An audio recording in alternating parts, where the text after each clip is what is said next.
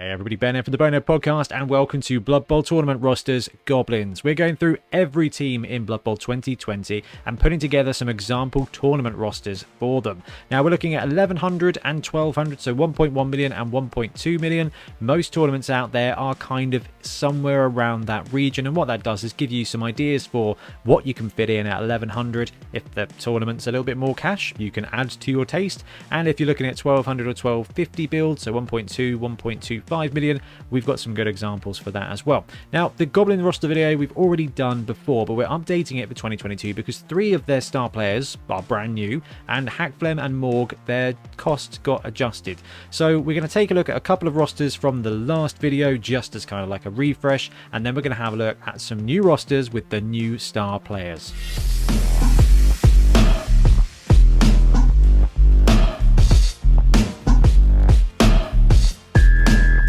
Okay, so the first roster we're going to have a look at is the All-In 1100. This is the example vanilla Goblin tournament roster that we had from before. 2 Trolls, 1 Pogo, 1 Diver, 1 Hooligan, 1 Chainsaw, 1 Fanatic, 7 Goblins, 3 rerolls, and 2 Bribes for 1100. Now, most tournaments are kicking around about 1150, 1200, so this is kind of bargain basement roster. And you get basically everything you want from a Goblin roster here. 2 Trolls, you've got to have the Trolls. When it comes to Goblins, you can build a pretty fun list without them, but you are going to struggle. Kind of fun, actually. We might have to build that one in a second and put it in at the end of the video.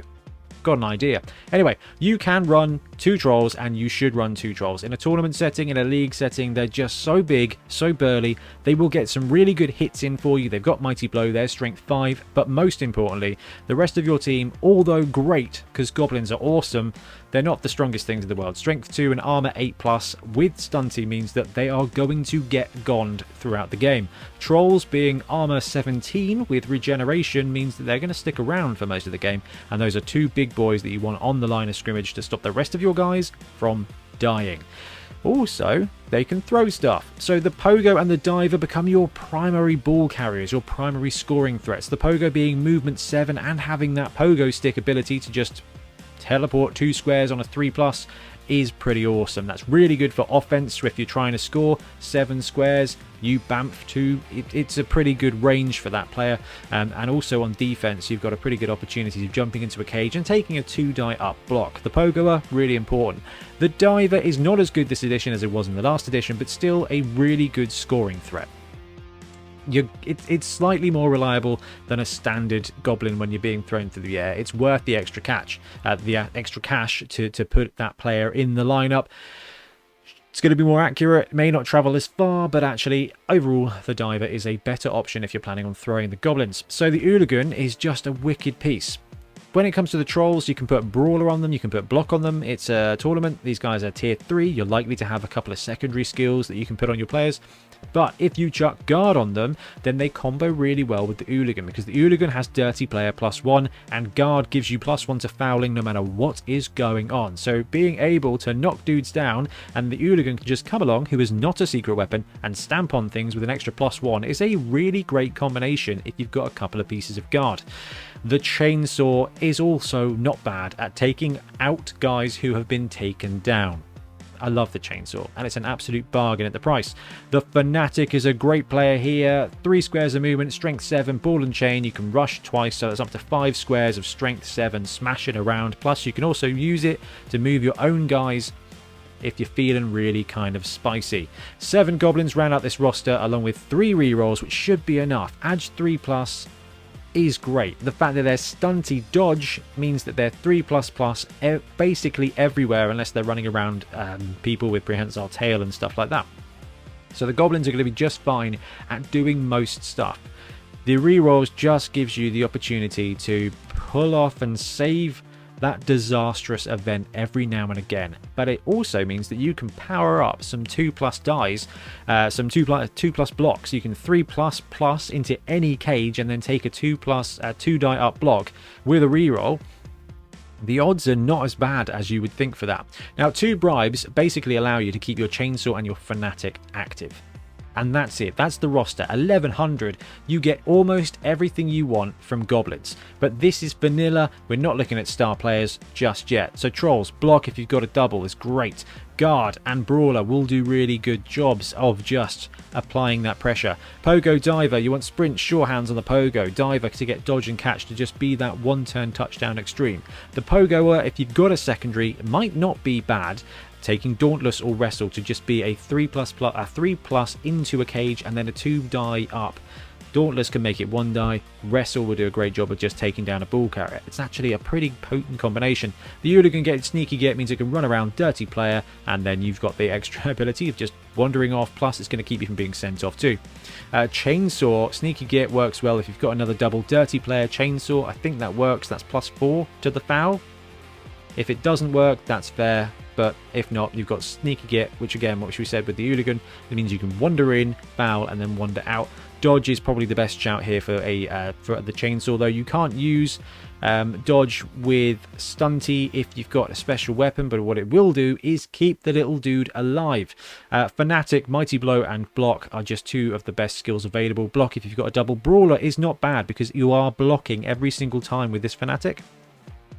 Most of that's going to be 2 to 3 dice. Actually, that means that with Brawler, some of those are going to become 3 and 4 die blocks. It's going to save you rerolls. It's going to save you your Fanatic from dying. So Brawler, if you can't afford block, is a pretty good way to keep that Fanatic consistent.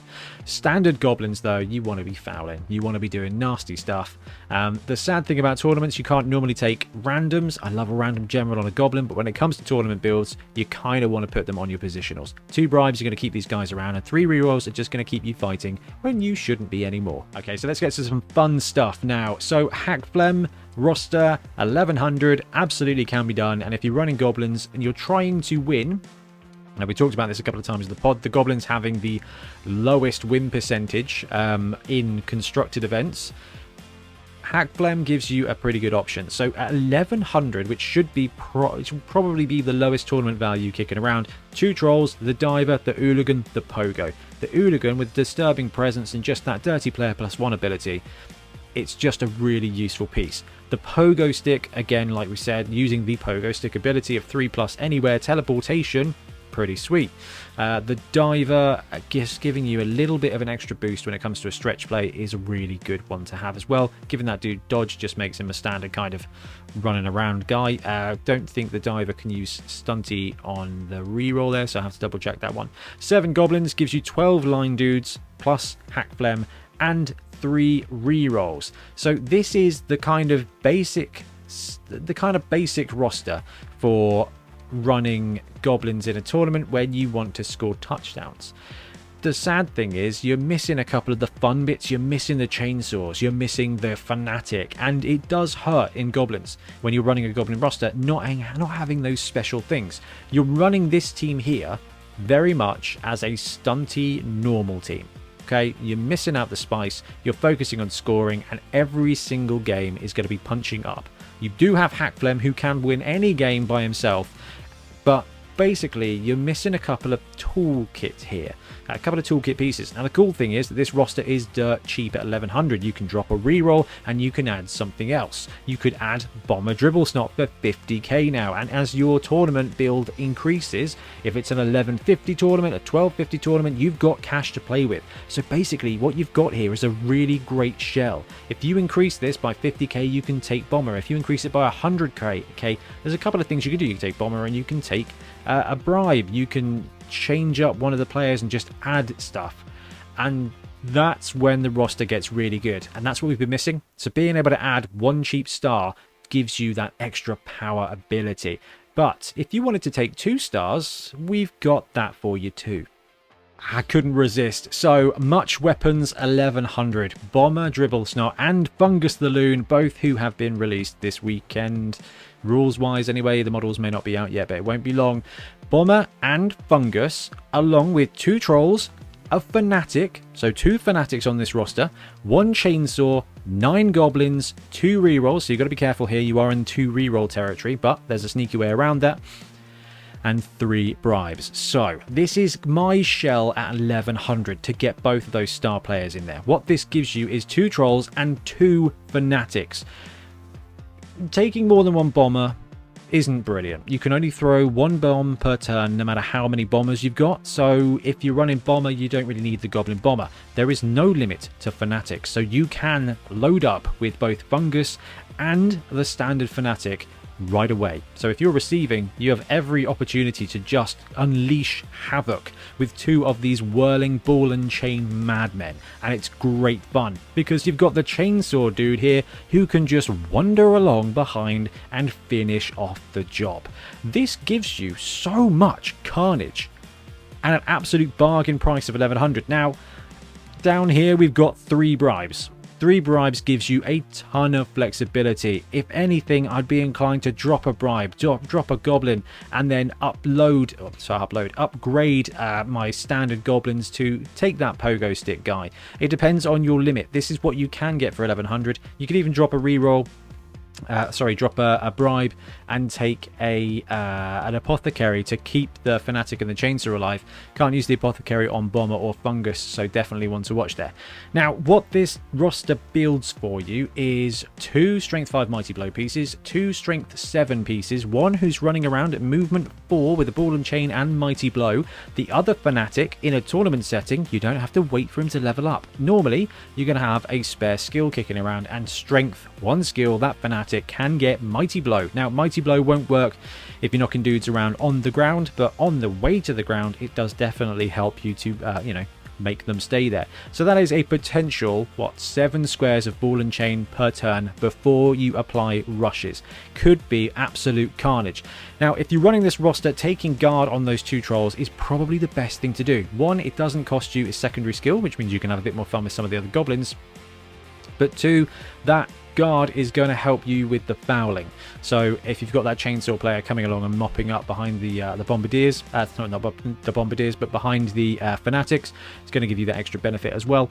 But moreover, you've got the bombardier who's going to be running around throwing stuff and throwing bombs. You've got those Fanatics, and the Fanatics are vulnerable to a counter strike, so having those trolls with guard are going to help keep their strength 7 and means that people who are going to be more likely to take a risky 2-die up block turns into a very risky 3-die up block, and that plays into your wheelhouse. So much weapons, 1100, 2 Fanatics, a chainsaw and a bombardier.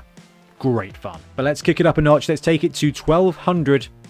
And this is where things get really stupid. And this is what we've been missing from Goblin Land.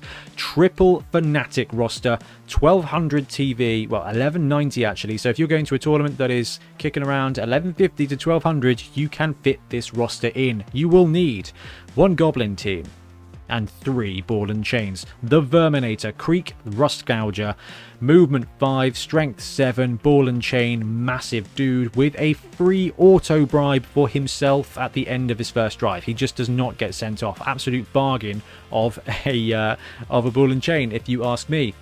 And then there's Fungus, who is also not badly priced at 80k and comes at movement 4 with Mighty Blow. And then there is the standard Goblin Fanatic to finish this trilogy of terrifying death. Movement 3, no Mighty Blow unless you want to give him a skill.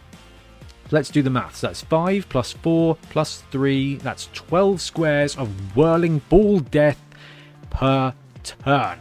It is nonsensical. You've got 2 trolls who are pretty hefty, and then you've got this whirling, absolute terrifying, just death storm there. I love it. I think it's awesome, great fun to model, and just how the heck do you play against it? You can take out 1 Fanatic. It costs you maybe 4 or 5 activations. You gang up on them and take a risky block. How are you going to do that when there's 3 of them going? And you've got the chainsaw there to mop up, and you've got the diver there to potentially be that scoring threat if needed, and you've got 8 goblins, and any 1 goblin, if any snotling can score at any point, any goblin can score as well. 2 rerolls makes this roster a little bit vulnerable, but that's the beautiful thing about goblins. They actually have passing access on secondaries. So if you've got a secondary skill and you don't want to put it on the Fanatic because you want to give him a strength skill, you want to give him Mighty Blow, so you don't have, it doesn't cost you that double, that secondary skill, you can just pop leader on a goblin to get you that 3rd reroll, which really does help. And this roster here at 1200 is also running 2 bribes to help keep that absolute monster machination of metal alive on the pitch. This is wicked. This roster is so much fun. It is potentially not going to win a huge amount of games, but if you are bringing 3 ball and chains to Blood Bowl, you are focusing entirely on the blood element here, because you've got trolls knocking stuff down, you've got absolute goblin mentality flying around. This is like playing Warhammer Fantasy Battle 6th edition on a Blood Bowl pitch. But maybe we tone it down a little bit. So there's a 1-star wonder build now, and you can take Fungus or Bomber. It's going to put you at 1090 for Fungus, so 1,090,000, or 1,060,000 for Bomber. This roster is rounded out by 2 trolls, a pogo, a diver. That's your scoring threat. The hooligan, the hooligan and the chainsaw are kind of the guys who mop up, right? You've got Fanatic in there as well. 6 goblins, 3 rerolls, so you can still do stuff, and 1 bribe. I'm going to check that rerolls because this sounds pretty good to me. 1040. Hello, 3 rerolls, and you've got that bribe as well. Now the downside here is you can take Fungus or Bomber, and you've already got that Fanatic. So you've got the option here to run at 1100 a 2 Fanatic roster with a great mix of players that can do stuff. You've got the chainsaw there to have your goblin fun. You've got the pogo and the diver and the hooligan to kind of run around and manage the game. You've got those 2 trolls, and you've got enough goblins to kind of keep going when you need to, and it gives you that option to run an extra ball and chain, so you've got both, or you sneak Bomber in there. Now if you sneak Bomber in there, it drops down to 1060. If you then downgrade either the diver or the hooligan to a standard goblin, it frees up enough cash for you to pick up another bribe, or to do something different, maybe even a 4th reroll. Personally, I like the idea of running this with Bomber and that little mixture of players. This is going to feel like a proper goblin team of old. Bomber, Dribblesnot, and Fungus, they're both excellent players, so the ability to just take one or the other whenever you want to, 1100, okay? And this is the most beautiful thing here, is you take this up to 1150, you just get both. Okay, we had to do the no troll build as we talked through, so 1100 roster here, so it comes in at 1090, Hackblem and Fungus. 1 pogo, 1 hooligan, 1 fanatic, 1 chainsaw, 1 diver, 8 goblins, 2 rerolls, and a bribe. 3rd reroll comes from giving a double to a goblin. So can you do it? Can you run goblins without a troll?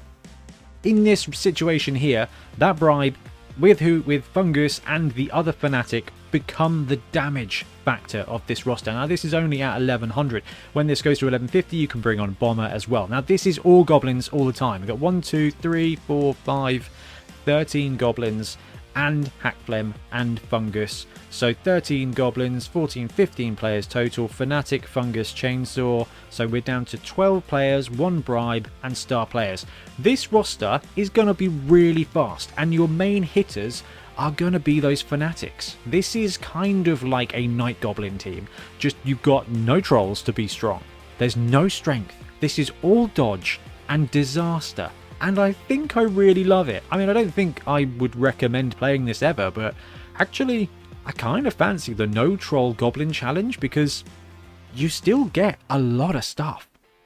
But I mean, is anything as fun as running 3 ball and chains? I don't know. I really don't think so. Anyway, guys, I couldn't resist. I couldn't help myself going through some of the new Goblin Star player access and just seeing what you can afford in there at the lowest value of a team for a tournament, which is about 1100. I love it. This is really fun.